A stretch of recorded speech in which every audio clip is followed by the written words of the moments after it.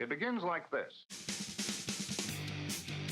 Basic research to cope with the space age we're living in. Concerned with utility, style, designers, engineers.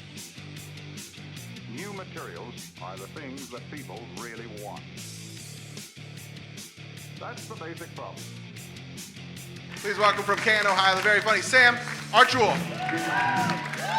There we go. Hi, CoolCleveland. My name is Samantha Archual, and I'm a stand-up comic. When did you know that you wanted to become a stand-up comedian? That's a good question. When I was little, I always watched comedy a lot, like at 12 and 12:30 on Comedy Central. But it never occurred to me that you could actually do comedy for some reason. Well, let's get to know each other a little bit. I'm from Canton, Ohio. Yeah, all right. So all 5 of us grew up poor. That's nice. When I was 19, I met someone who actually did the music and comedy, and that kind of just made me realize, oh shit, I can start writing shit. So I started writing when I was 19, and then I didn't get the guts to do it until I was 23. This one's for the, someone say bullshit in a sneeze. How about you're a bitch? I did actually try when I was 20. I called Funny Bone in Columbus. They said you have to bring 5 people who are there to see you. And I wanted to do it in secret. I just started, I think in the last year or so, posting comedy on Instagram. I mean, I really like it, but it is kind of vulnerable because people can hear your stuff and then kind of, people only watch the first 3. You know what I mean? So if they don't like the first 3. And you know what game poor people always win? Never have I ever. I always, when people are never have I ever had a threesome, I'm never have I ever seen the ocean, Courtney.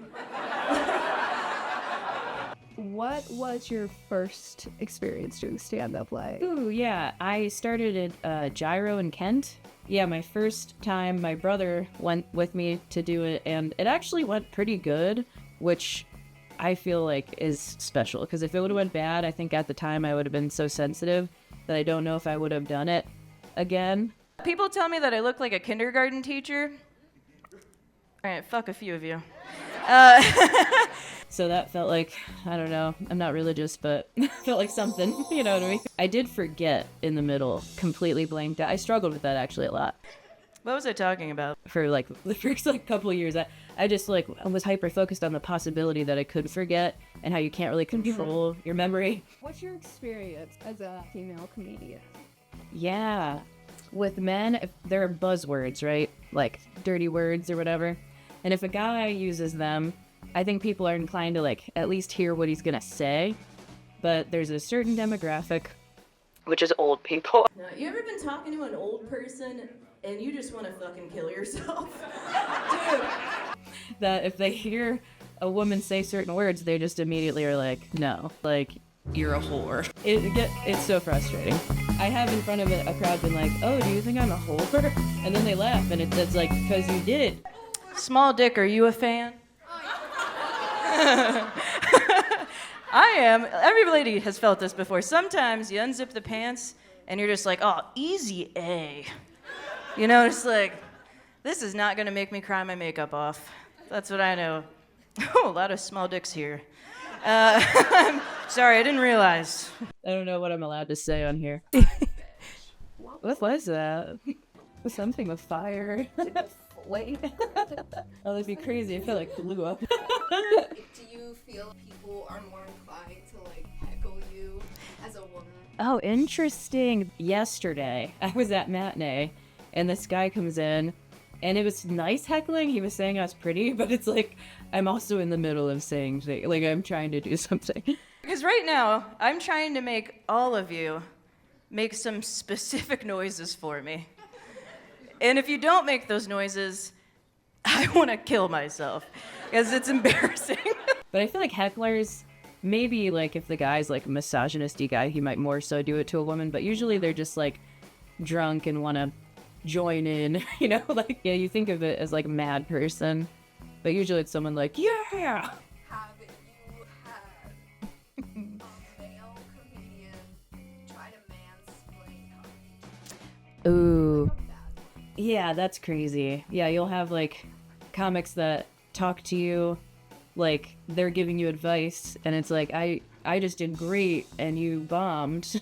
Why do you feel like you need to give me advice? I can give you tips if you want them, but I'm not a man, so I'm not inclined to just start mansplaining things. I mean, I've definitely bombed a lot of times. Do you want to hear the worst one? It was October of 22. So not that long ago. Dave Roebuck, the owner of Funny Farm, he did like a political fundraiser.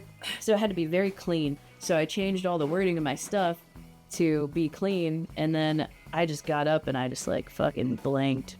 And I was the first comic up. And then this old guy came up to me and put his hand on my shoulder and was like, "Don't give up." It's so sucky when that happens because people don't realize that you've been good before. They just think for years you've just been sucking ass the whole time. I've never met a female comedian where I was like, they're a bitch. That's true. Usually female comics are like cool. Women respond to trauma differently, I guess. I don't know. Yeah, that's funny because that's definitely an ingredient. Yeah, tragedy plus time equals comedian. You got some shit you need to express. Yeah. How have people in your life reacted to you being a stand-up comedian? People are always very surprised. Like at work, I feel like I come off boring. You know, I don't come off like life of the party type of a person. So when they hear that, they're like, wow. And I feel like people assume that I'm bad. So it's really fun. There's only been one time where someone I knew came to see me and I did terrible. But it was a person I didn't even like. So I've gotten lucky with that, like with family, when they happen to come. And my closer is about my dad, like fucking Christmas up when I was a kid. And I don't know if you guys have ever seen a man put the tree up for his family out of spite. He was just like, I don't know why you're crying, because this is what you wanted! It's one of my favorite, and he's a trooper. He's watched me do it like 1,000 times. Even put the lights on, Maddie was just like, Samantha, I don't know if you realize this, but we are not doing well financially.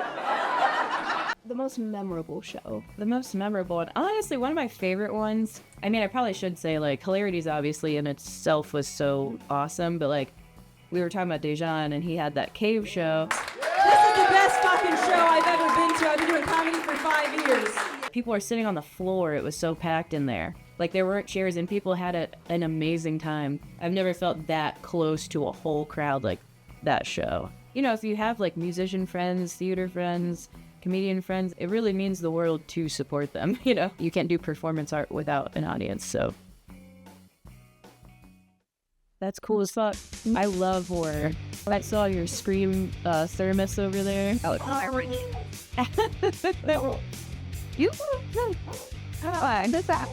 All these fucking dudes think they're hilarious and they're not. And that's why that night that I saw you, I was like, yes, she's in a group of them. I needed them to know. No, that was awesome. I remember that. You were like, you were the funniest. They needed to know.